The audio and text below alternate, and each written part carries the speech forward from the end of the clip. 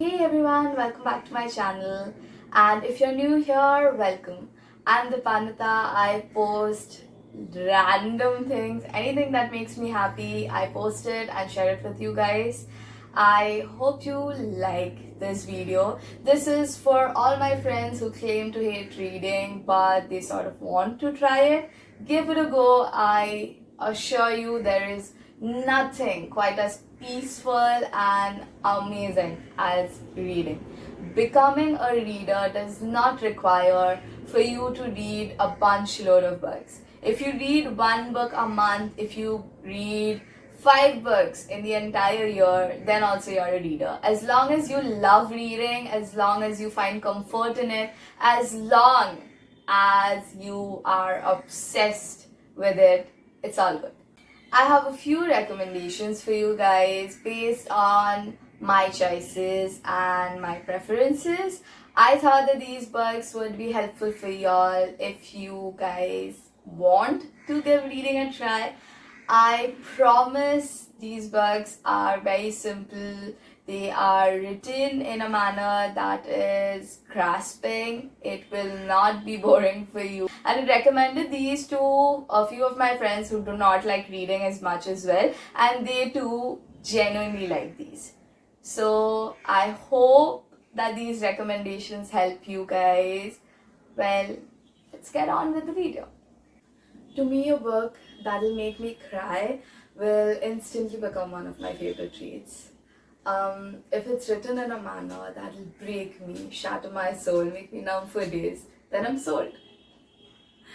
I am going to reread that book until the end of times. Call me crazy, but I love to read books that make me cry.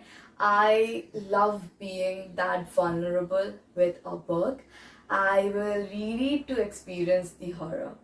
If the author has the capability to make me cry, then I will jump head first onto his books. And Khaled Hosseini is one such author for me. I know that I'll cry, I'll sob, I'll die, and for sure I'll probably die from within. I feel like I'm a little broken right now because I'm talking about this book. I love it. I just cannot explain how much I love this book. I will reread this book. I'll read his books constantly until the day I die. And I assure you, I'm not exaggerating. Light Runner is a gripping tale between two Afghan boys who lived in the capital city of Afghanistan, which is Kabul. Both these boys were like brothers. They were best friends, they were kite flying companions, they were partner in crime, and all of it. Amir and Hassan were inseparable.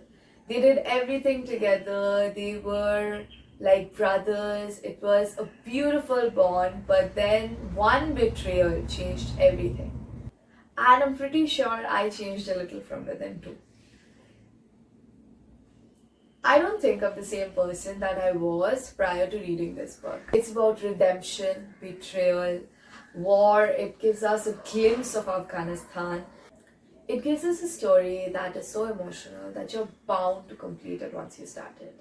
There is no way that you will ever be able to look behind. Once you start this book, I assure you, you are going to finish it.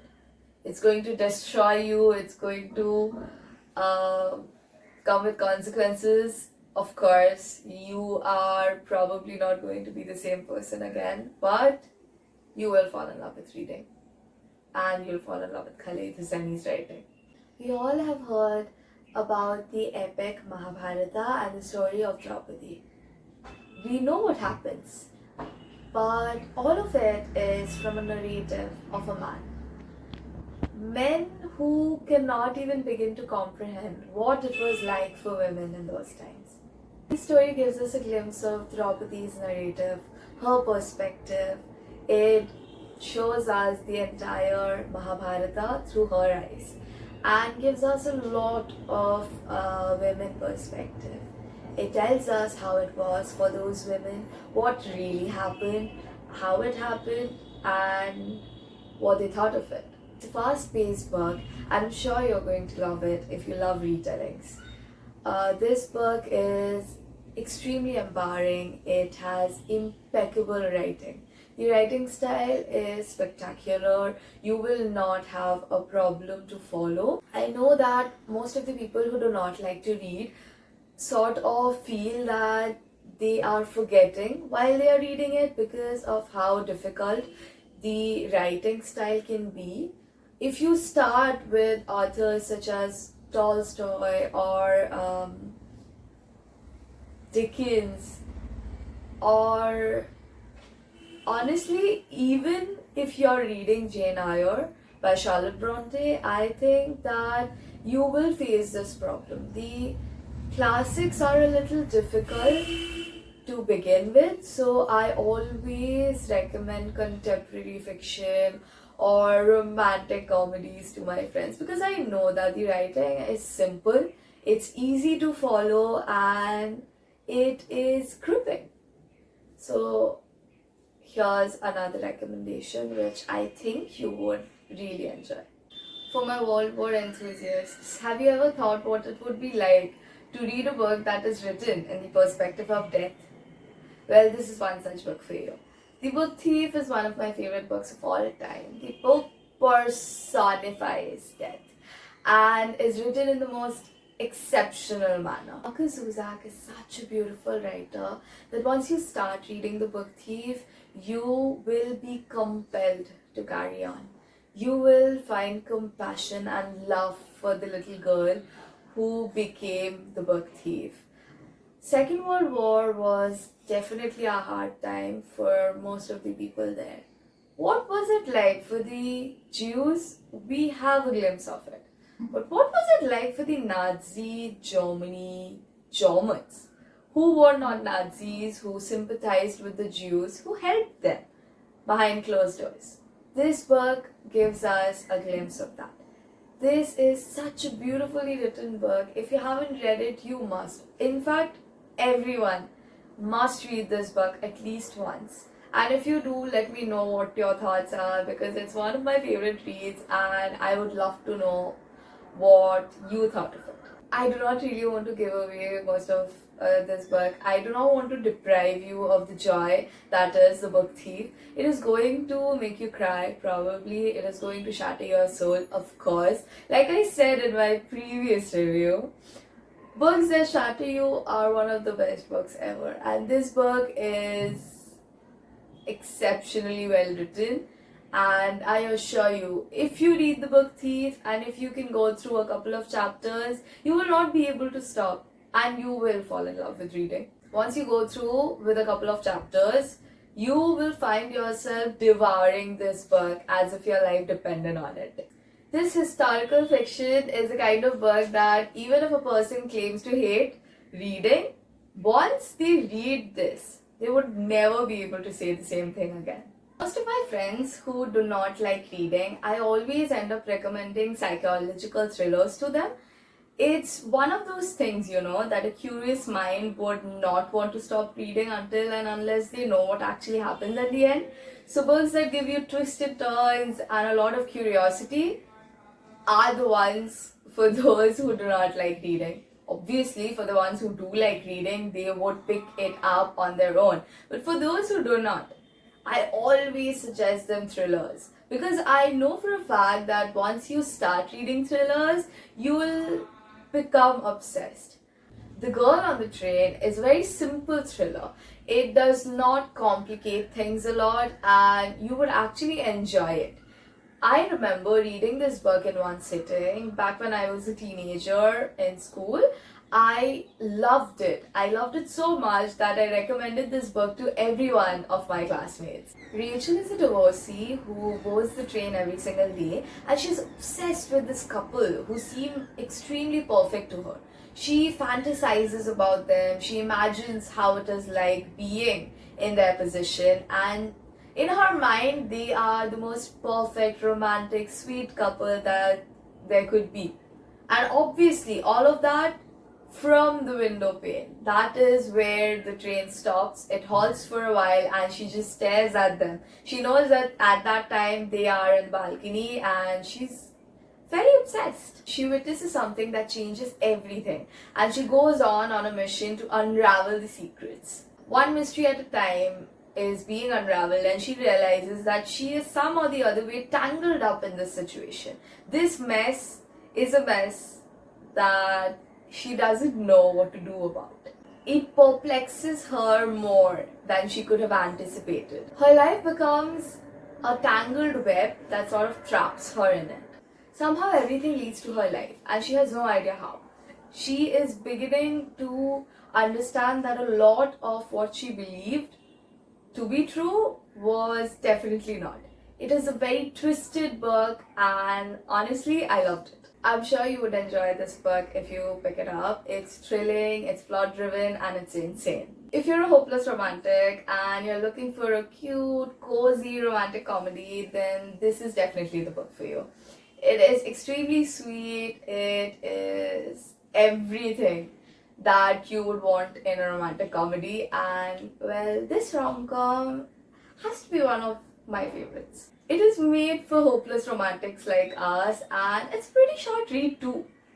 I am sure that you'll be able to read it in a couple of days and it is pretty fast paced, so you won't feel too detached while reading it. The feeling of accomplishment once you finish a book always leads you to pick another one, and romantic comedies are such books that sort of give you the push that you need to become a reader. You will definitely be able to finish a book within a couple of days. Liz and Wes are neighbors. They've only taunted and teased each other. There's no potential for romance at all. All they do is annoy each other and just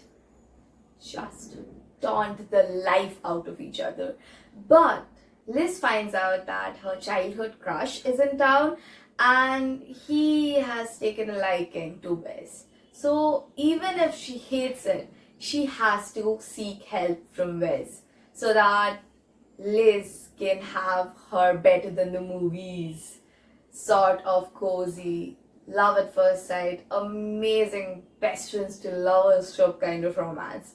She needs that romance in her life and she is such a hopeless romantic that she is trying to make everything as though it were truly a movie. This book gives you so much humor that you are going to laugh the entire time. The dynamic of this duo, Wes and Liz, is so cringe and cliche and mainstream that you are going to laugh for sure.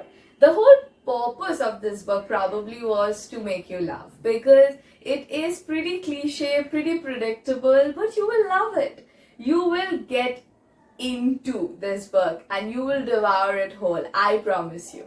There is no way in hell that you are not going to like this book, because if you do not, I don't know what to recommend you anymore. Rom-com is supposed to be like this. It is for the setup that is the cuddling mood. You cuddle up with some of the other favorite beverage of yours with this kind of a book and you just read and read and read into oblivion and fantasize about fictional characters that are truly unrealistic. It is supremely adorable. It is so cute that you'll find yourself blushing. At least I did. You will not be able to put this book down. It is just so romantic, so sweet, and it is one of my favorite rom-coms, for sure. You want to read an adorable queer book? Then here's the best suggestion for you. I recommend Red, White and Royal Blue on a daily basis to random people on the internet. So why shouldn't I recommend it to you too? Red, White and Royal Blue is here. And there is no comparing it with any other book. It is one of my favorite reads of all time and I tend to reread this book multiple times for some reason and I have no regrets. And I have zero regrets. If you're looking for a book that will make you gaga over it and will hurt your cheek because you'd be blushing so much, then this is the book for you. First son of United States of America, which means the son of the President of America, hates the Prince of England, Henry. Henry and Alex never displease the tabloids. They always bring in scandal. And the tabloids, what else do they want? They want the sauce. To ease this conflict, they must pretend to be best friends. Otherwise, the fact that they hate each other can be truly horrifying for the public. Two enemies confined together to pretend to be best friends, and they have to engage in public appearances. Well, what could really go wrong? A lot. This book is extremely funny, it is so romantic, it is extremely sweet, and it's the kind of light read that you need to have in your TBR. This was the list for you guys. That was it for today's video. I hope you guys liked it. I sincerely urge y'all to pick some of these books up, and we'll see each other in the next video.